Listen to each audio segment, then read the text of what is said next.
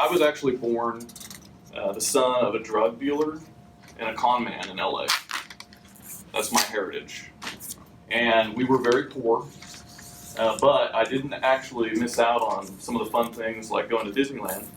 With my dad being a con man, he got snuck us in, like on the Take Your Son to Work day. He dressed up as an employee, forged a card. We went to Disneyland. That was my first trip to Disneyland. I learned a lot from my dad, like we all do, right? And so when I was in middle school, I started selling candy in the back of the room. Then I started selling drugs, and I just picked up things from my family. We all do, right? So we're a product of the relationships. Later in life, I decided I kind of gave up that life, and I wanted to be successful in business. Because he was poor and I don't know, I didn't look up to him anymore. I wanted to be maybe the opposite of him, right? So again, he's still influencing me. Now I want to be the opposite of him. So I'm trying to get successful in business, but I'm an island. I didn't understand networking at all. I didn't understand how you. One time I lost everything and I couldn't get a job. I applied all these places and I couldn't get a job. And then a recruiter started working with me, and I realized if I can build some relationships, I could actually get a job a lot quicker. It's the first time I didn't even know what networking was at the time. And ended up moving to Seattle for a job right after, I lost everything for the second time and just had to reboot my life. And I met some people that were really into networking and started to learn about that, and it really helped me grow my business a lot. And I was able to achieve a lot more success because I was no longer trying to do it on my own. But I had to learn that from somebody. I couldn't think of it on my own. Now you could read it in a book or whatever. So I became interested in networking. I actually studied it for my doctoral dissertation. And I learned amazing things about it. And I've been looking at how different people get where they are. How do you become who you are? And I've realized that the core determinant of where we end up in life is our relationships. So a lot of people think, it's hard work, DNA, luck. I actually believe that relationships supersede all of those things because we learn hard work from somewhere. It's not a DNA, right? We learn everything. If we learn to network, we learned it from somebody. If we learn to steal, we learn that from somebody, right? And so I began to realize that the core success that we could possibly attain to is to use this principle, these laws of relationships. So I call it relationship shift. And in relationship shift, you're actually using this principle to your advantage. So you're not just letting randomness kind of bring different relationships into your life, but you're starting to cultivate the kind of relationships that you want in order to become the person you want to be, or maybe to get where you want to be. Some people are born with like a really good set of relationships. They're born with a solid family, or maybe they're wealthy. Like, have you ever noticed that wealthy people tend to have kids that become wealthy? Well, it's because they're born with this set of relationships. They see mom and dad, and they see how they act, and they pick up their behaviors and their connections, and it's not an evil thing. It's just natural. If you grow up in a certain situation, now you might take an input and you can reject it because we have an element of free will. So we might say, I don't want to be like this person. So there's always that element, but it's still influenced by that person. It didn't just come out of nowhere. So we either say, I don't want to be like that, or I do, but in any case, like, the relationships make us up. And so the thing that I realized was we can use this principle to our advantage. So instead of just letting it happen to us, we can become literally anything we want to be. And I started even thinking bigger about it. And I realized that we could solve literally any world problem. We could achieve peace through the world, through relationships. Imagine if we all really got to know people of other faiths, other nationalities. Like, if you could really mix people up, you take all the racist people and you could artificially, and you could insert all these other different people into their lives, and then they say, oh, they're real people. It's like, you look at religion, and there's a reason why most people in a certain country tend to have a certain religion. right? They were raised in, that's normal. So can we take those principles and use them to become what we want to be? Can we use them to, say, lose weight, right? I've noticed that a lot of times we get sold shortcuts, so there's all these books that, like, here's a system for losing weight. But what we really could do is, like, find somebody that's really fit and hang out with them, and start to glean stuff from that person. Or if we want to be a successful real estate agent, let's find somebody that's really successful in that, and you glean that from them. And what we become is like this curation of all the different people in our life. We don't have to become exactly like this person. We can learn like that one thing that we like from that person, and we can take it in.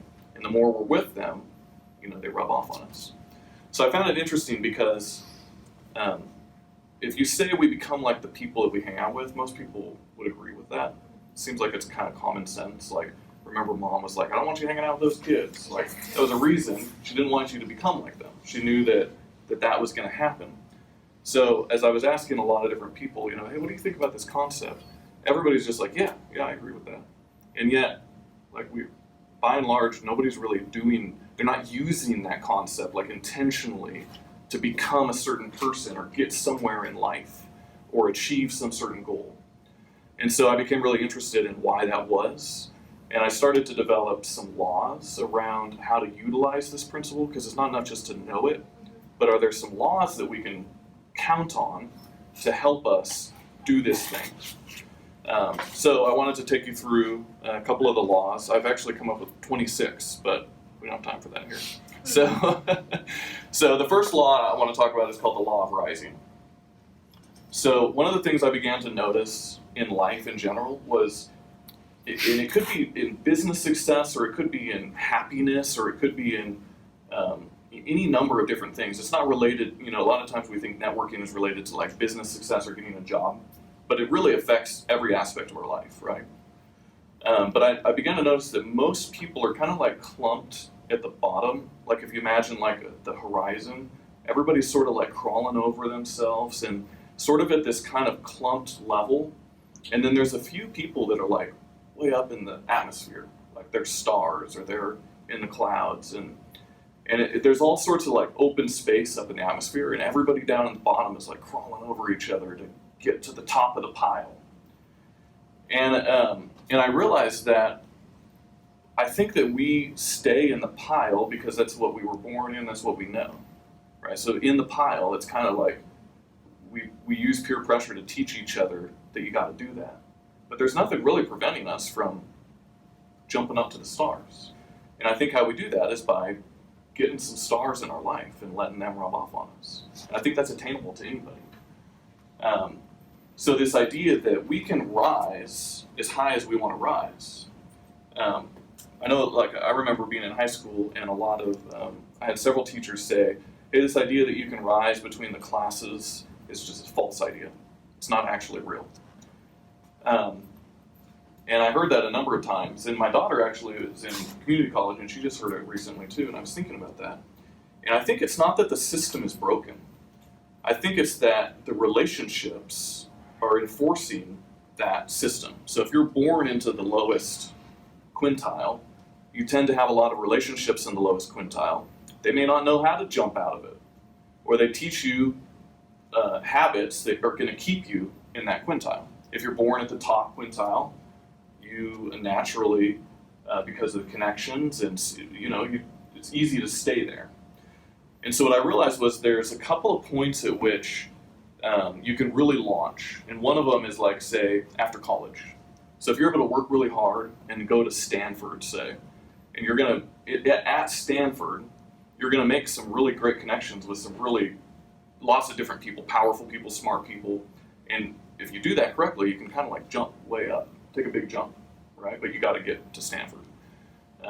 So there's certain times that I think you can accelerate that, or you can simply apply some of the other laws that I was going to talk about to find those people at the top, somewhere up in the atmosphere, and hang out with them. And if you can find a way to hang out with them and let them rub off on you, I think we can. I don't think there's anything preventing us from jumping far higher than most of us think. We think it has to be this long, arduous multi-generational process. I don't think it has to be. So that's the law of rising. The second law is the law of purpose. So you have to know where you're going in order to find relationships that are going to help you get there, right? So we need to have a purpose in mind, or we need to have an end destination in mind in order to apply these laws, because otherwise we're just aimless, right? We're trying to get different relationships, and what's the point? So what I like to think about is, what do we want people to say about us when we die? Like, what would we want our obituary to say? Maybe related to our friendships, or our wealth, or our influence, or the achievements, or the way that we brought joy to the world. Anything that it is that we want to be known for, we can we can write that down into a list, and that becomes our purpose. And if we know where we are today, and we know where we want to go, we just need to draw a dotted line between the two. And on that dotted line are going to be relationships. Those relationships, maybe one gets us here, and then one gets us here, and slowly we get where we want to go. And it does take a long time. It takes a lifetime usually. But if we don't know what this is, then we're never going to get there. So the law of purpose is important, because without knowing the destination, you can't really put any of this to work. I have another analogy that I like to use, which is that, like, when we die, we're like an entree that's served to the world, and we get to make up, like, are we a cake, are we a steak, dinner? Like, we can be anything we want to be. And if we know what that entree is, then we can start to find, like, what are the ingredients that we want, and I'm going to get a little ingredient from you, and a little ingredient from you, and from you, and from you. And that's how we start to build this entree. And all the different people in our life kind of are putting ingredients into our batter, And some, like salt, a little bit of salt goes a long way. Like, it's a helpful analogy, because certain people are going to be more influential in a shorter amount of time. Some people are kind of like, maybe kind of plain in terms of like a flour ingredient, but they're needed for that kind of foundational base. So we can think about, like, if we know what kind of entree we want to be, then we can think about what are the different ingredients that I want to add to my life in order to get there. So that's the law of purpose. The third law is the law of influence. So this is basically that people are either pulling you towards your goal or away from your goal. So every single person in your life, if you know where you want to go, is either pulling you towards it or away from it. So if you think about, if your goal is to become, a financially successful, upstanding citizen, but you have friends who like to rob convenience stores, and they say, hey, come on, let's go do drugs and rob some convenience stores. That's their weekend activity. They're going to be pulling you away. And then if you have another friend who is that kind of person you want to be, and you hang out with them, they're going to be pulling you towards that direction. Some people pull us faster in different directions. And the key is, this is one of the hard parts, is that you have to be willing to, those people that are pulling you away, you got to recognize that and be willing to cut them out. Like, if you really want this, and there's people pulling you away, it could be your mom, it could be your best friend. Like, you have to have the courage. I mean, if you really want this, if you don't really want it, that's okay. You don't have to, nobody's making you do that. But you got to be realistic with yourself. If you really want this, then look at the relationships in your life and say, which ones are pulling me towards, which ones are pulling me away. Maybe probably a better example than robbing convenience stores is, like, if you have a weight problem and you hang out with people that like to eat a lot of sugar and eat a lot of bad foods, then you're going to dinner with them, they're ordering pie. It's really hard not to order pie because you're hanging out, you want the pie. If you want to lose weight and you go out with healthy people, maybe they're eating salad, so you want to order a salad, or they want to go to the gym, they invite you along with them. So there's people either pulling you towards that goal or away. It's not a checklist like the books offer, hey, this is just do these 3 things and send us your money and everything's going to be great. Like, all of those things that I've ever discovered, those shortcuts just never work. And I think it's just this slow process of finding people that are going to pull us where we want to go. So just some practical laws, like how do you find that person that's going to help you get there? How do you get them to actually hang out with you, right? And there's a lot of different practical ways to do that, but one of the ways that I call it the law of helpfulness. So a lot of people are used to people wanting things from them, but if you actually go to somebody and you offer help to them, you can be a lot more likely to get an audience with them. I actually believe if you could offer help to the president, and something that person really needs, you could get lunch with them tomorrow. Like if they really need something and you can solve that problem, you can get time with anybody. Now it's easier said than done, but that premise really makes you stand out when you're trying to hang out with people or build new relationships. If you can find a way to be helpful, and you're not just asking for something, you're not just using them, it's going to be a lot more likely that you're going to be able to get that time with them. So that's just a kind of quick practical one, the law of helpfulness. The last one I'm going to go over is the law of persistence. So one of the things that I think is the most common reason why people don't actually do this is that it takes so long, like it's so slow, you can't ever really look at it and say it's working. You can look back and you can say, if you're aware of it, you can say those relationships helped me do this, and that person caused me to be more happy, but it's really hard to tell, in the moment. So what happens is we back burner it, or we just maintain the status quo. We've got our friends, we've got our job, we've got our family. It's a lot of work to go find that person that we want to curate ideas from and get time with them. First we got to figure out who they are. Well, before that we got to figure out where we want to go, and then we got to figure out how to get time with them. Like all of those things are really hard. But if we believe in this principle, then there is no better way to spend our time. And so the law of persistence basically states that we believe that even though we don't see progress in the short term, there is no better return on our investment of energy than applying it towards curating and fostering relationships. I've talked to a lot of groups about networking, and a lot of people sort of gloss over because it's like frustrating. Like you get doors slammed in your face, you go to networking events and people are wasting your time. Like there's this whole preconceived notion. This is not that, but it's a difficult thing to go after. It's difficult for me. Like I look at my life and I don't do this nearly as often as I would like because it's hard. And you're busy with all the stuff blowing up on a day-to-day basis. But what I'm committing to and what I encourage other people to commit to is if you believe this is truly the best way to get you where you want to go, then it's like you got to put the time in. It's got to be your top activity. You got to treat it as if it's the number one thing you get done. I don't know how many hours that means, maybe 2-3 hours a week. You make sure you're calling some new people, reaching out, following up with people, having coffee, meeting new people, just even thinking about who could I find that could help me get where I want to go. If we actually spent a couple hours a week doing that, we would be vastly far beyond what we mostly do, which is nothing, right? We just maintain in the status quo. So that's the law of persistence. So, in conclusion, if this could be summed up shortly, it would be actively and thoughtfully pursuing relationships to get you somewhere that you want to be.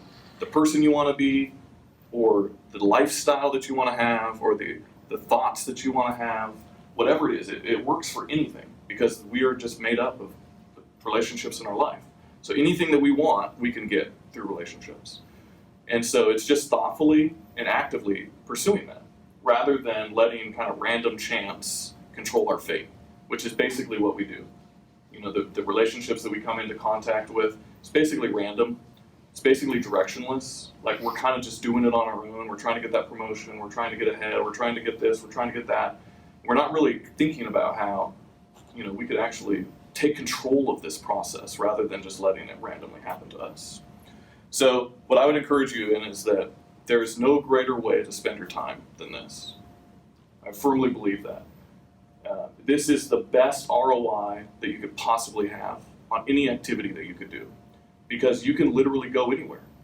You go to the moon with this concept if you want to go to the moon. So I believe that it's worth taking the time to do regularly, and I think that this is a life-changing concept that I hope is helpful for you.